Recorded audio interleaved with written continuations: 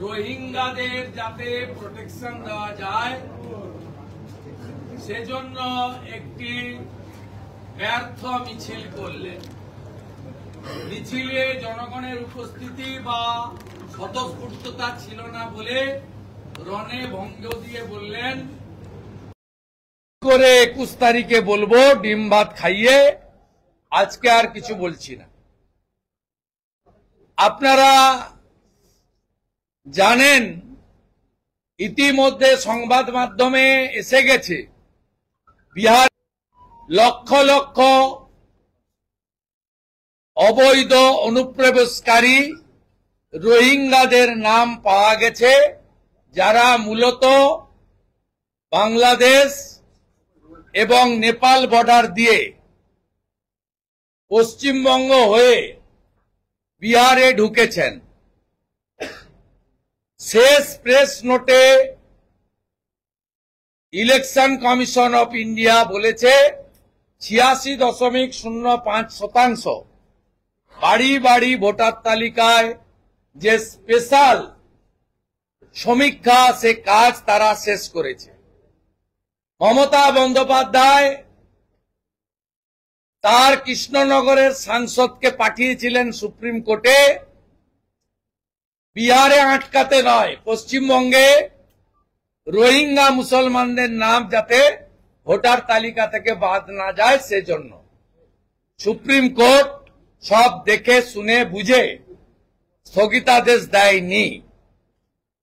আমরা আজকে এখানে এসে 7 সেকেন্ডের মতো আনসারুল বাংলার প্রতিনিধি, যা কয়েক মাস আগে মুর্শিদাবাদের হরিহর পাড়ায় হাজেরি মাদ্রাসা থেকে গ্রেপ্তার হয়েছে, 3 বার তৃণমূলকে ভোট দিয়েছে, সেই রকম লক্ষ লক্ষ রোহিঙ্গাদের নাম বাদ দিতে হবে। কথা বলুন তো, বাংলাতে আমরা কথা বলি। উনি তো ফেক, গতকাল সিঙ্গাড়া জিলাপি এক্স করেছেন, এটা একটা মুখ্যমন্ত্রী। আপনি এমএইচ এর একটা ফলস বানিয়ে বলছে সিঙ্গাড়া আর জিলাপি, এ তো মাথা খারাপ হয়ে গেছে। কিউবিক মিটার বলছে জলকে, লক্ষ লক্ষ মিটার টন।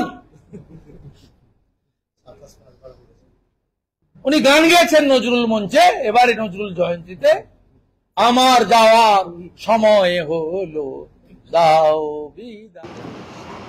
পরিষ্কার কথা হচ্ছে, বিজেপির বিরোধী দলনেতা নাটক করতে গেছিলেন, যেখানে এই বাংলা এবং বাংলা ভাষীদের বিরুদ্ধে বিজেপি চক্রান্তমূলক মনোভাবের বিরুদ্ধে মমতা বন্দ্যোপাধ্যায়ের ডাকে এবং মমতা বন্দ্যোপাধ্যায়ের নেতৃত্বে অতি অল্প সময়ে প্রবল বৃষ্টির মধ্যেও জনজোয়ার, জনসমুদ্র, রাজপথ, জনপথ, সেইখানে তারা নাটক করতে গেছিলেন বিজেপির নেতারা।